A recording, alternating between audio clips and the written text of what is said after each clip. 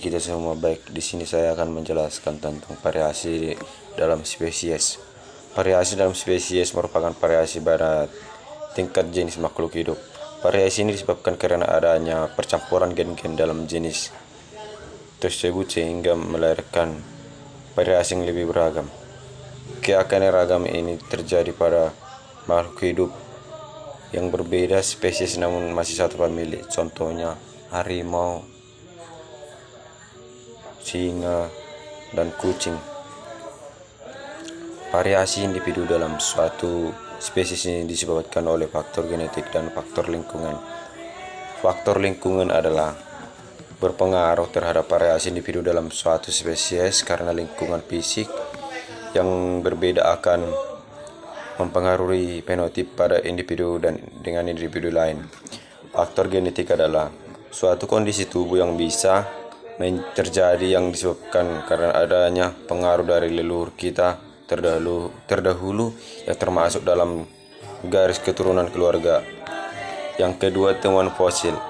Fosil adalah peninggalan sejarah yang berupa sisa-sisa makhluk hidup kemudian menjadi batu dan mineral.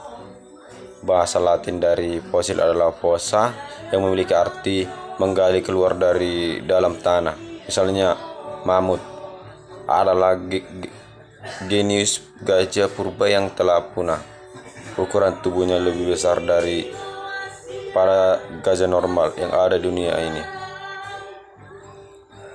Gadingnya melingkar yang membentuk kurva ke arah dalam. Tinggi mamut bisa mencapai 34 meter dan beratnya 6 ton.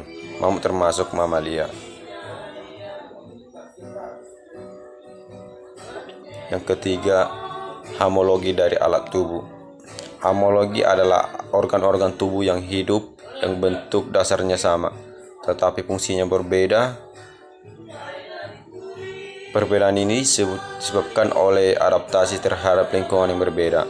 Misalnya pada kaki bebek yang lebih cocok untuk mendayung atau berenang, yang lebih cocok untuk mendayung dan berenang, sedangkan kaki ayam cocok untuk berjalan. Kedua kaki tersebut memiliki struktur tulang yang sama, namun fungsinya berbeda. Contohnya antara sayap burung dan tangan manusia. Sayap burung untuk terbang, sedangkan tangan manusia untuk menggenggam.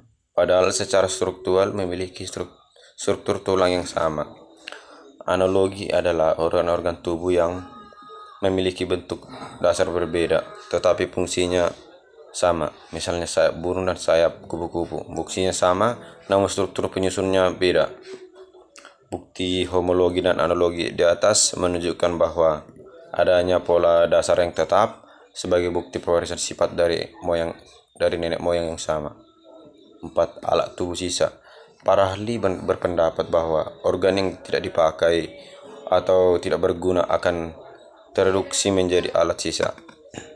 Oleh ahli evolusi, alat sisa ini dianggap sebagai sisa perjalanan evolusi. Hewan yang hidup di tempat gelap matanya menjadi kecil dan rabun, sedangkan kerabatnya yang hidup di tempat terang tetap memiliki mata.